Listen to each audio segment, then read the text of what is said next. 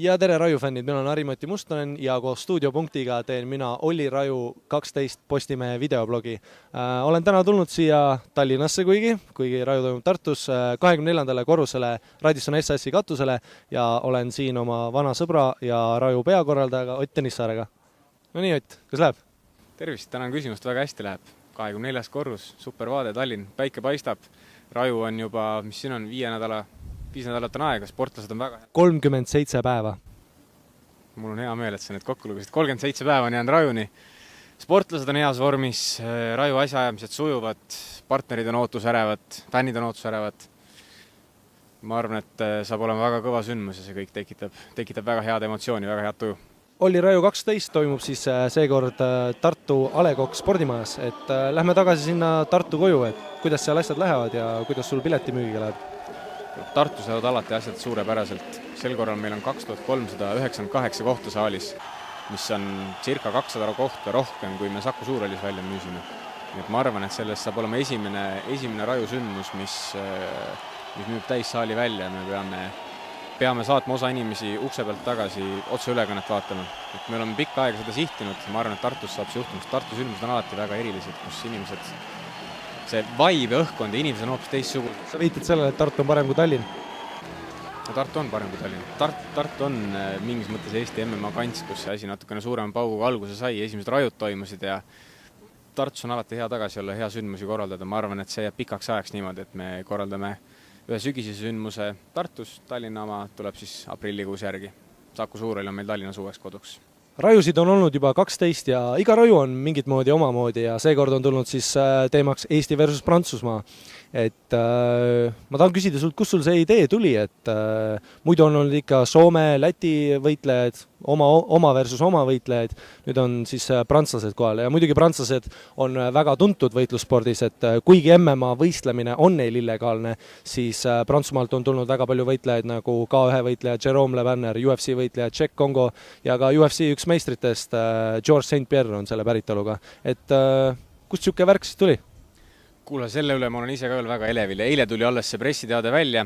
Ma ise muidugi teadsin natukene varem, aga see on meie jaoks väga suur sündmus, et me suudame ühele poole kaardile saada vastu ühe välisriigi esindajad. Ühel pool on Eesti sportlased, teisel pool on Prantsuse sportlased, et see on nõudnud väga palju energiat, sest et võitlusspordis matšide kokku panemine ei ole nii lihtne, et saad ka oma nimekiri, paneme mehed kokku, vaatame, mis sealt välja tuleb, sa pead otsima hea tasemega, hästi sobivad vastasid, nendest matšidest peab olema mõlemal sportlasel kasu oma nii-öelda kogemus ja karjääri jaoks, sa ei saa lihtsalt 2 nimekirja kokku lükata.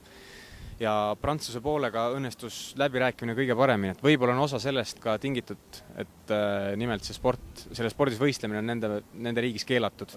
Miks üldse keelatud on inimestele, kes siis MMA-st nii palju ei tea või sellest poliitika poolest teemast? Mis värk seal on siis? No, Prantsuse valitsus on tõmmanud niisuguse põhimõttelise piiri sinna maale, et neile ei meeldi puur ja neile ei meeldi maas pähe löömine. Et ma olen natukene ka neid diskussioone jälginud ja see on niisugune klassikaline kummi venitamine, et me teame, et Euroopas on vähemalt üks riik veel, kus on MMA-s võistlemine keelatud, see on Norra. Seal käivad asjad samamoodi, samas suuremas enamuses riikides on ikkagi võistlemine lubatud ja väga paljud riigid on ka riiklikul tasandil hakanud seda reguleerima ja kontrollima, mis on tegelikult väga hea liigutus, aitab seda sporti hoida puhtana ja aitab liigutada õiges suunas, kuigi bürokraatiat on natuke rohkem, aga tagasi prantslaste juurde. See ei ole esimest korda, kui me prantslasi see Rajul ju näeme? Ei, see ei ole esimene kord. Kokku me oleme pidanud prantslastega 7 matši.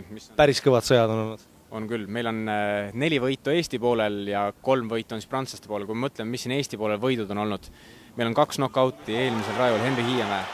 Väga kiire knockout. 35 sekundit ja see oli väga jõuline knockout. Nii. Aalit Seiko. Väga jõuline knockout. 40 sekundit, 5 sekundit rohkem kui Henri Hiiemäel ja jälle highlighti mat. Seekord Henri suudab selle üle teha. Ühelt poolt ma loodan, et suudab, sest see on alati tore pealkiri ajakirjandus, et Henri Hiiemäe alistas nüüd Prantsuse vastase 29 sekundiga. Teiselt poolt Henri kogemuse jaoks ja nagu sportlikus mõttes ma loodaks, et see matš oleks tasavägisem. Kas see veits veider ka ei oleks, kui ütleme 4 profimatši kõik kestaksid 30 sekundit? See teeks selle ürituse päris lühikseks, aga edasi matšidest. Meil on 2 otsust, meil on Lauri Ülenurm versus see pika nimega Prantsuse härrasmees, keda ma kunagi välja ei suuda hääldada. Ja siis on... Saad näha MMA.ee. Lauri Mägi versus Nicolas Johan, vist on õigesti hääldanud, läksid otsuseni, aga mõlemad matšid olid sellised, et mõlemad sportlased said enne paar korda põrandal ära käia, kui see kohtuniku otsusteni jõudis. Teiselt poolt eelmisel rajul nägime Helin-Baara väga võimsat kaotust, siis pärast esimesest raundi otsustas nurgatiim loobuda. Lauri Ülenurm alistati giljotiin kägistusega, samuti minu arust see oli kuskil minuti juures. Tal oli ju selle kaardi üks kõige tugevamaid maasvõitlejaid ka vastas. Oli küll, jah. Seda ei saa pidada just nii, et Lauri mitte ei libastunud, vaid see oli vastane tuli seda tegema, mis ta tegema pidi.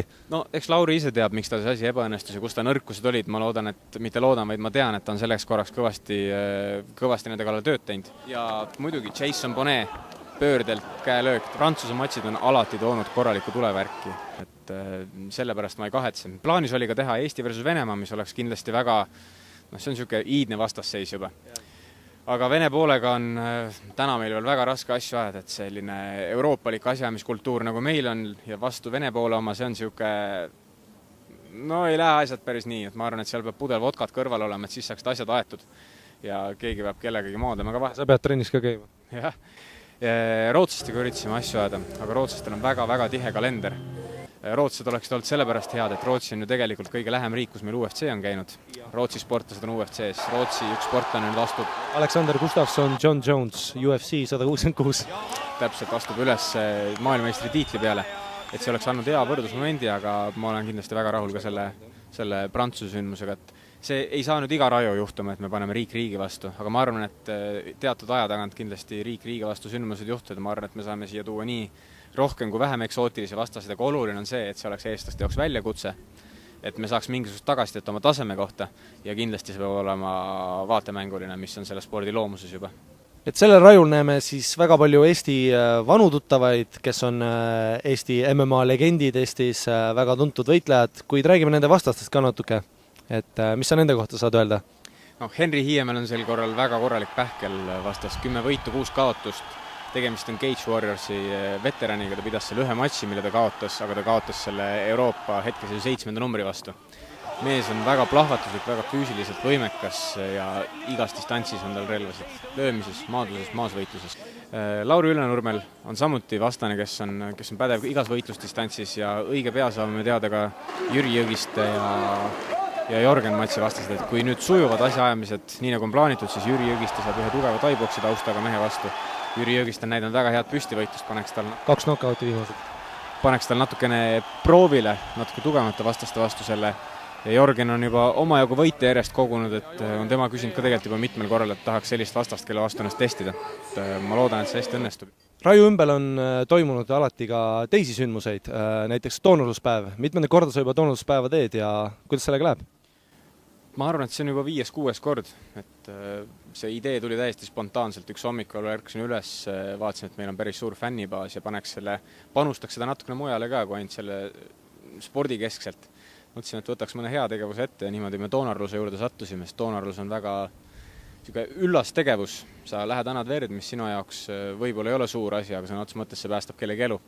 Ja see on ka väga lihtne tegevus doonori jaoks, et üks vereandmisprotseduur 0,5 tundi 45 minutit ja see ei nõua mitte midagi sinult, kui lihtsalt seda otsustamist, et võtan kätte, lähen teen ära. 19. september Tallinnas, Tartus, Pärnus ja Kohtla-Järvel ja Tallinnas on lausa 3 kohta, meil on võimalus Ädala tänava verekeskuses verd loovutada doonorifoorumis ja koolina on meil sel korral partneriks Tallinna Ühisgümnaasium, kus on väga vahvad inimesed, kes on olnud väga vastutulelikud ja väga vaimustus sellest projektist, et saaks ka selles hea tegevus osaleda. Ma arvan, et see on niisugune hea asi, hoiab karma hästi tasakaalus. Nii, siis edasi me muutume juba natukene Tartu kesksemaks. 4.–5. oktoobril oleme Tartu ühes suurimas kaubanduskeskuses Lõunakeskus 2 päeva väljas puuriga ja sportlastega, et see on niisugune täielik omaette festival, omaette sündmus, 2 päeva hommikust õhtuni, nii kaua kui kaubanduskeskus lahti on, möllavad seal sportlased, harrastajad, meie parimad treenerid, kõik, kes meiega seotud on.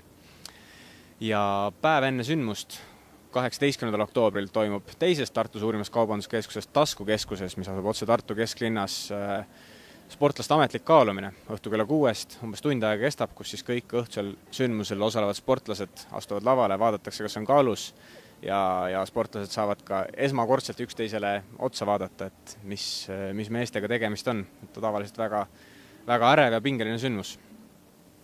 Et sellised 3 ettevõtmist meil on: 19. september üle-eestiline doonorluspäev, 4.–5. oktoober Tartus Lõunakeskuses puuriga demopäevad ja 18. oktoobril sportlaste ametlik kaalumine Taskukeskuses otse Tartu kesklinnas.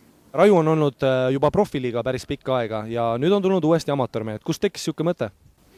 Eesti MMA-s on siuke põnev aeg, kus natukene vanad olijad hakkavad eest ära minema, samas noored ei ole veel nii teravalt peale jõudnud, samas need noored on täiesti indu ja vaimustust täis sporti tegemaks. 3-4 kuud, alates maikuust oleme suvel väga kõvasti trenni teinud ja iga kord, kui mehed kuuluvad, et meil on taas võimalus võistlema minna, siis löövad silmad särama, lihtsalt see võistlusnälg ja spordinälg ja janu on nii suur, et me otsustasime, et me sel korral ei hoia neid tagasi ja me anname meie tõusvatele amatööridele ka võimaluse õhtusel kaardil harjuda natuke nende tuhandete silmapaaride ees ja suurte prožektorite ees ja kõige selle melu juures. Et meil on peale kasvanud ports amatööre, kes on tehniliselt väga heal tasemel, kes suudavad anda väga vaatemängulisi matše ja ma arvan, et nad väärivad seda kohta Eesti versus Prantsusmaa kaardil ja kus ma ütlen, Eesti versus Prantsusmaa kaardil lähevad Eesti poolt esindavad need sportlased, kes on olnud valmis selle väljakutse vastu võtma ja nii mitmedki amatöörid on juba enne selle hääletuse, mis me tegime, väljakuulutamist avaldanud soovi, et kui vaid oleks vaba koht, nad tahaksid seda täita. Sellega seoses toimus meil üks väike fännimäng, et kuidas sellega läks ja kes selle võitis? No, tegelikult see ei olnudki nii väike, 1500 inimest hääletas Eesti parimate amatöörsportlaste hulgast oma lemmikut ja mul on väga hea meel, et nii fännide kui ka meie erialaspetsialistide arvamus läks kokku ja selle fännimängu võitjaks on Viljandist pärit Tartu spordiklubis võimla treeniv Sten Saaremäe. Kes võitis domineerivalt ja õnneks on meil siis esimene Raju õhtusel kaardil esinev sportlane ka siin koha peal olemas. Et Sten, tule, räägime natuke juttu. Aplaus. Kus läheb? Tänan küsimust suurepäraselt. Et treeningud käivad täies hoos ja ootan oma järgmist lahingut. Võitsid siis selle suht suure osavõtuga fännimängu, et mis tunne oli siis nii eesotsas olla teiste amatöörvõitlejatega ja võita selle? Kindlasti uhke tunne. Et sul nii palju fänne? Jaa, muidugi ja tahakski siinkohal tänada kõiki oma fänne ja sõpru ja perekonda. See võimalus, mis oli Raju 12 nüüd pakub, et ma saan teha oma matši seal õhtusel üritusel, kindlasti see annab sellise energia ja tahte ja kõik sellise, et pürgida järjest rohkem profispordi poole.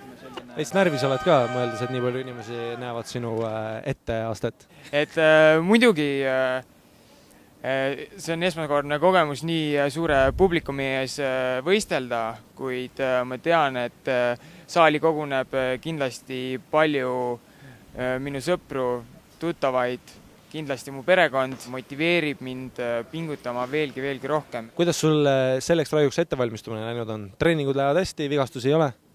Jah, praegu on niimoodi, et terve suve sai kõvasti trenni tehtud ja õnnestus ka eelmisel nädalavahetusel Soomes toimunud MMA võistlusest osa võtta.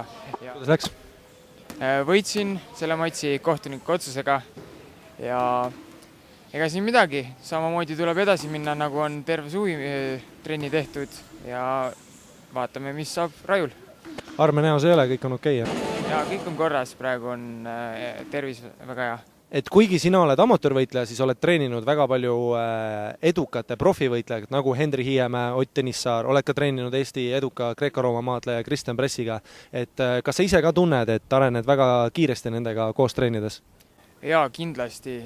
Selles suhtes, et mida rohkem on kvaliteetseid ja häid treeningpartnereid, seda paremini. Oled neil midagi õppinud ka Henri Hiiemäelt, knockoudi käsi? Seda nüüd kas just saab õppida, aga kindlasti on kõigil jagada midagi oma kogemuste pagasist, oma oskustest ja lihtsalt tuleb olla valmis kõigeks, mis nad õpetavad sulle ja sealt endale vajalik välja noopida. Sten, et sul on olnud juba päris suur hulk amatöörmatše, kuigi kes sind palju teavad, et sa alustasid oma amatöörkarjääri 4 kaotusega ja mitte ühegi võiduga, et kuidas sa sellest siis välja tulid ja jätkasid siis MMA-s olemist, et paljude jaoks mõjuks see päris demotiveerivalt? Kindlasti alguses see mõjus mulle rusuvalt, aga nagu ma olen võitleja ja teed trenni, arened ja lähed edasi ja üks päev hakkavad ka need võidud tulema. Mis sa oma Prantsuse vastasest siis tead, et kindlasti oled näinud seda YouTube'i klippi, kus ta knockouteerib oma vastase 10 sekundiga, et mis tunne on? Sa oled ise ka väga tugeva püstivõitluse taustaga? Jaa, ma nägin seda klippi, see oli vist 5 või 10 sekundiga lõida oma vastase knockouti. Ka mina olen püstivõitleja. See ei ole sul selles mõttes esimene tugev püstivõitleja vastas, et sa oled teinud ka väga tugeva püstivõitleja Nikita Vronaga matši? Jah, et püstivõitlus on minu lemmik distants ja ma arvan, et kindlasti saame näha suurt tulevärki. Mis su ema asjast arvab? No alguses ema ikka rääkis, et äkki sa tuled sealt trennist ära ja et see ei ole ikka sinu masti sport ja kõik sellist juttu. Kuid kui ta viimasel Raju 11-l mind vaatamas käis, siis ta ütles, et alguses oli küll selline tunne, et kohe-kohe ma minastan ära, kuid lõpuks peale võistlust, kui ta nägi, et ma võitsin, siis emotsioonid pärast võistlust olid, et see oli väga kaasakiskuv ja temaga oli kaasas ka tema sõbranna, kes ütles et emale, et kindlasti lähme järgmine kord ka õhtust üritust vaatama. Aga Sten, nii mina kui kindlasti väga suur osa, nagu fänni hääletusest näha saime, väga suur osa fänne soovime sulle edu selles päris unikaalses võimaluses, mis sulle antud on ja lõpetame selle Olli Raju 12 Postimehe videoblogi esimese postituse siin ja järgmise korrani!